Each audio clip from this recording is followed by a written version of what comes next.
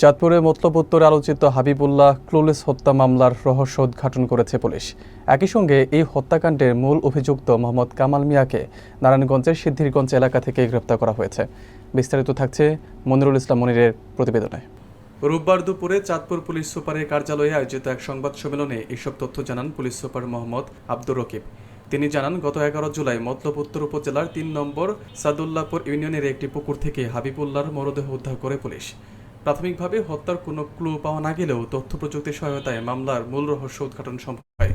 Police super আরও জানান, গ্রেফতারের পর প্রাথমিক জিজ্ঞাসাবাদে আসামি কামাল মিয়া স্বীকার করেছে দ্বিতীয় বিয়ের জন্য পাত্রী দেখানোর কথা বলে হাবিবুল্লাহর কাছ থেকে 10,000 টাকা নেয় সে। কিন্তু পরে প্রতিশ্রুতি অনুযায়ী পাত্রী না দেখানোয় উভয়ের মধ্যে বাগবিতণ্ডা ও ধস্তাধস্তি হয়।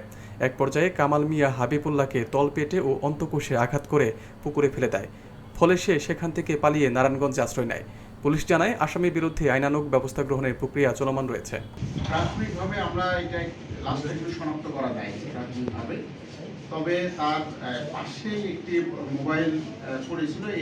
এই মোবাইলের সূত্র ধরে যখন আমরা এটা চেক করে আমরা তখন এই লাশটাকে আমরা শনাক্ত করতে সক্ষম হই।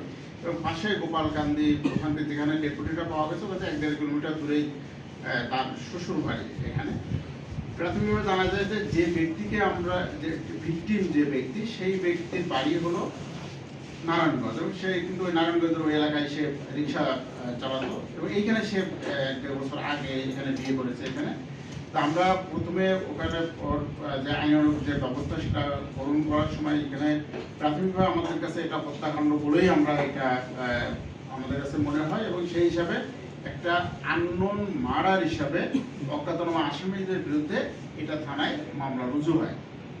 মামলা রুজু হওয়ার পরে আমরা আমাদের তদন্ত কার্যক্রম শুরু করি, এবং এক পর্যায়ে জানতে পারি যে তারই একজন খুব কাছের এক ব্যক্তি তার সাথে এই মতলব উত্তর থানায় আসে, এবং তার সাথে একটা টাকা পয়সার লেনদেন থাকে। মূলত ওই ব্যক্তির যে আসামি যাকে আমরা ধরেছি, ওই আসামির প্রথম স্ত্রীর সাথে ডিভোর্স হয়, এবং তাকে দ্বিতীয় বিয়ে দেওয়ার উদ্দেশ্যে কিন্তু এখানে তাকে নিয়ে আসে, এবং এই কারণে তার কাছে প্রথম দফায় 6,000, এরপরে 4,000, 10,000 টাকা তার কাছ থেকে নেয়। সে যখন এখান থেকে তার আগের দিন যখন নিয়ে এসে ওই যে ল্যাংটা মাজার যে ওসব সব জায়গায় যায়, যাওয়ার পরে সে যখন এসে ওই যে পুকুর ঘাটে পাওয়া গেছে, যেখানে পুকুরে ওই ঘাটে বসে তারা গল্প করে, এক পর্যায়ে তাদের মধ্যে ওই টাকাটা নিয়েই তাদের মধ্যে একটা সমস্যার সৃষ্টি হয়, এবং তাদের মধ্যে একটা ধস্তাধস্তি হয়। ধস্তাধস্তির এক পর্যায়ে এই যে আসামি তার এখানে তাকে মারে, এবং অন্ডকোষে তার লাথি মারে তাকে।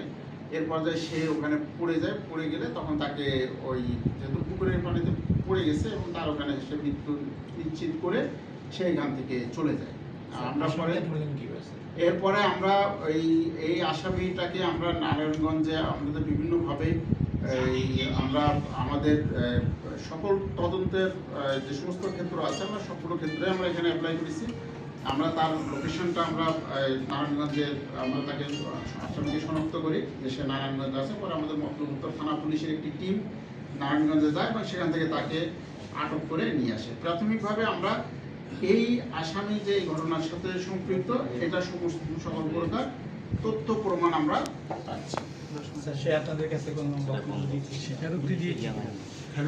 আমাদের কাছে তাকে আটক করার পরে সে প্রাথমিকভাবে বলা যায় যে আমাদের গুরুত্বপূর্ণ তথ্য দিয়েছেন।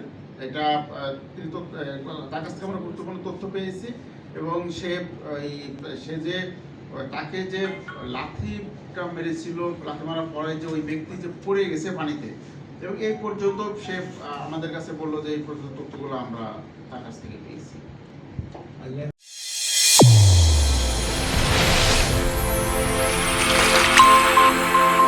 চ্যানেল A1 হৃদয়ের স্পন্দন।